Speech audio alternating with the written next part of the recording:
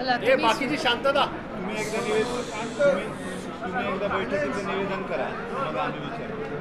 नमस्कार. आज नेहमीप्रमाणे दर 1.5-2 महिन्याने मी बारामती लोकसभा मतदारसंघातल्या डिपार्टमेंट वाईज रिव्ह्यू घेते. त्याप्रमाणे आज इरिगेशन, रस्ते सुरक्षा, ट्रॅफिक, क्राईम, रस्त्यांची डेव्हलपमेंट, फॉरेस्ट, ST महामंडळ, त्याच्यातले चॅलेंजेस, असे अनेक वेगवेगळ्या डिपार्टमेंटचे MSCB याचे दिवसभराचा रिव्ह्यू आहे. त्याचबरोबर PMCचा एक वेगळा रिव्ह्यू आहे. त्याच्यामध्ये 34 गावांमधल्या विकास निधी, टॅक्सला जो स्टे महाराष्ट्र सरकारने इलेक्शनच्या आधी दिला होता त्याचा स्टॅटस काय. आमची मागणी आहे ते तसंच राहावं, तर काही इलेक्शनचा जुमला नसावा आणि कुठलाही रेट्रोस्पेक्टिव्ह टॅक्स कुणाकडूनही घेऊन म्हणजे मागणी करू नये. म्हणजे हा स्टे दिला आहे म्हणून रेट्रोस्पेक्टिव्हचा अधिकार सरकारला देत नाही, तर ती पॉलिसी त्याप्रमाणेच पुढे करायची, चालावी.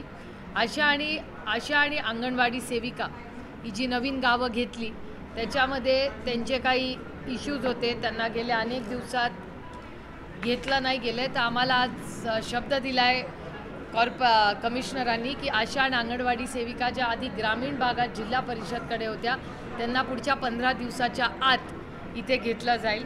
3-4 महत्त्वाचे मुद्दे होते. पाणी, प्रदूषण, कचरा मॅनेजमेंट आणि टॅक्स याच्यावर सविस्तर चर्चा झाली आहे. त्यांनी आम्हाला शब्द दिला आहे की धायरी असेल, सिंहगड रोड असेल, तिथला जे सर्व्हिस रोड्स आहेत त्याचं काम तातडीने पूर्ण करून घेतील. पाण्याचे जे प्रश्न आहेत तिथे काही टॅक्सचे इश्यूज आहेत, लोक टॅक्स भरतात पण त्यांना पाणी मिळत नाही अजूनही.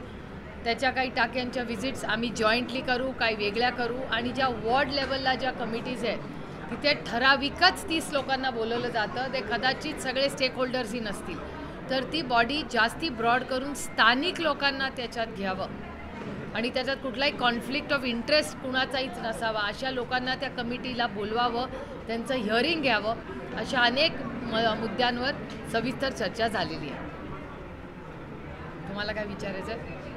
जिल्हाधिकाऱ्यांची देखील भेट घेतली. नाही, जिल्हाधिकाऱ्यांकडे हेच नाही, इरिगेशन, रस्ते, वीज, काही कॉन्फ्लिक्ट्स आहेत की नॅशनल हायवेची काही कामं प्रलंबित आहेत, त्याला कलेक्टरांकडून आम्हाला मदत हवी आहे.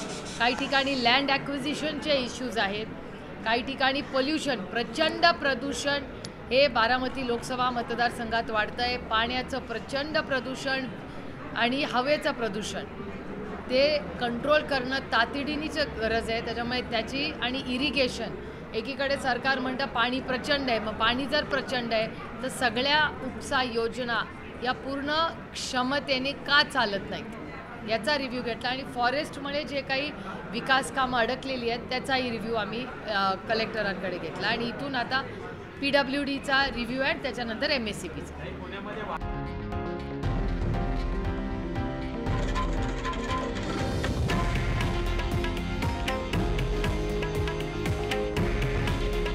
हे आहे देशातील नंबर 1 न्यूज नेटवर्क आणि आपण पाहत आहात TV9 मराठी.